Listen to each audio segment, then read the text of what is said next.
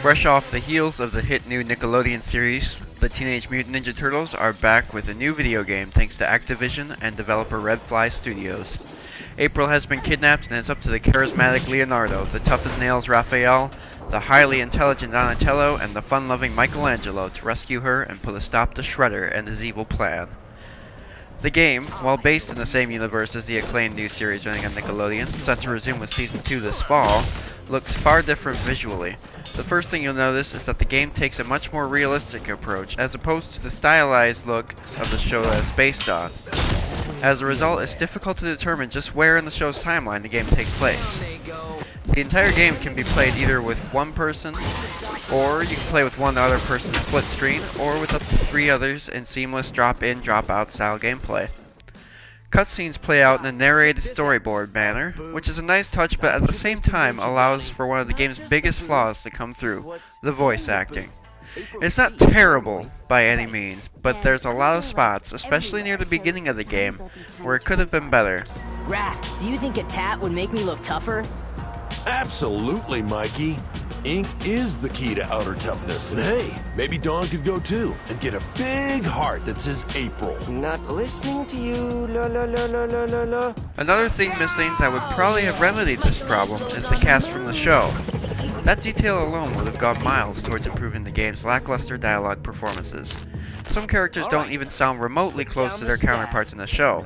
Looking at you, Shredder. However, for the most part, the dialogue itself is actually really good. The Turtles will start carrying on about random things at a moment's notice, and it really plays into the brotherly bond that they all share. One notably hilarious passage includes Mikey going on a long, hilarious rant about pizza. The gameplay is where this game really shines. Each turtle feels and plays completely different. Leonardo is the most well-balanced between speed, power, and defense. Raphael packs a punch, but it's his toughness that allows him to endure more damage than his brothers. Donatello is the slowest as far as attacks go, but makes up for it with a powerful smack with his staff.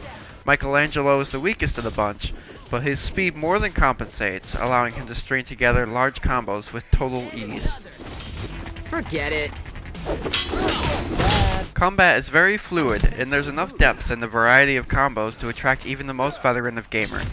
The X button is your standard attack, while the Y button breaks enemies' guards with a heavy kick, and B counters incoming attacks. The right trigger, in conjunction with the twirl of the right stick, will unleash powerful special attacks, provided you have enough energy built up from prior combat.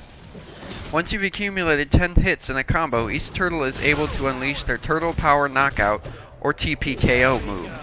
That number can be reduced all the way down to 5 over the course of the game, to allow you easy access to these moves even faster. Each turtle starts out with their basic TPKO, activated by holding the right trigger and pressing X upon reaching the threshold. However, there are more TPKOs that can be unlocked later. Yeah! That's not all there is to the combat, though. In addition to their own individual skill sets, the turtles can also initiate team attacks that involve 2 or more brothers for massive damage and a boost to each character's respective hit count. These range from straight up out of the blue team-ups to multi-turtle, shell-bash KOs. From the beginning of the game, only Leo is able to initiate a normal team attack, which is activated by holding the right trigger and pressing A when near another turtle when you have a full energy bar. So it's recommended that you make the other turtle's ability to do the same a priority when spending upgrade points for the first time. The game also has a built-in stealth system toggled by a click of the left thumbstick. Taking out enemies quietly will prevent them from calling for backup, which can sometimes be a nice alternative towards just running in and swinging your weapons wildly. However, it could benefit from some refinement, as you can literally sprint up behind an enemy and it won't alert them, allowing you to still get a stealth kill and the bonus XP it awards.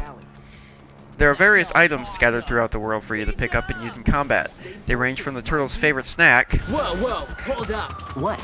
Pizza! We got pizza! That a turtle! Energy drinks to fill your attack gauge and keep it full for a limited time. Multiple types of shurikens and more. There's also concept art that you can pick up all around the world for you to view and enjoy. Every time you level up, you'll be rewarded with 4 points that you can assign to any character from the skills menu. Each turtle can be enhanced in categories such as attacks and finishers, defense, specials, combat, and team. In addition to these categories, each turtle has one category unique to them that allows them to spread each of their strengths over to their brothers. Leonardo's is leadership, Donatello's is genius, Michelangelo's is party dude, and Raphael's is hothead. There are also hacking minigames spread throughout the game world. The object is to match each symbol to its counterpart without crossing paths with another one. Complete each circuit and the door unlocks. However, there's one huge flaw that's very apparent in the later levels. Many times later in the game, the minigame will load with impossible solutions. This tends to get frustrating and time-consuming and is probably the game's biggest flaw. However, don't ever give up, because oftentimes what lies beyond those locked doors is very valuable for the road ahead. Need to take a breather from all the action? The HQ is the perfect place for that. Between chapters, you'll be sent back to the HQ where a variety of things await. Donnie's workshop will allow you to unlock and upgrade special weapons for each character to use in combat. The skills menu will allow you to upgrade your characters. Keep in mind during gameplay, though, that you can access this menu from the pause menu as well. The dojo is the game's training mode, which will allow you to practice specific moves, freestyle, or as a team to really get those team combos down.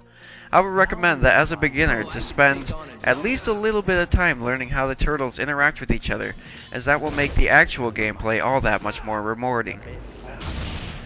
Been wondering how to view all that concept art you've been picking up? Head on over to the fridge and take a gander. The arcade is a really fun feature. It allows you to play in a classic side-scrolling arcade style that feels just like the classic Turtles games. It's really a nice touch and pays great tribute to the Turtles' time in the arcades. All in all, for 15 bucks, you can't go wrong with this game. It's a great action game with great depth to the combat, and it's also an excellent addition to the Teenage Mutant Ninja Turtles lore. And while the voice acting could have benefited from better casting and the hacking minigame could cause a late game hang-up, I still genuinely enjoyed myself and will be spending a lot more time playing this game in the days to come. I'm giving Teenage Mutant Ninja Turtles Out of the Shadows an 8 out of 10. I have owned you, Krang.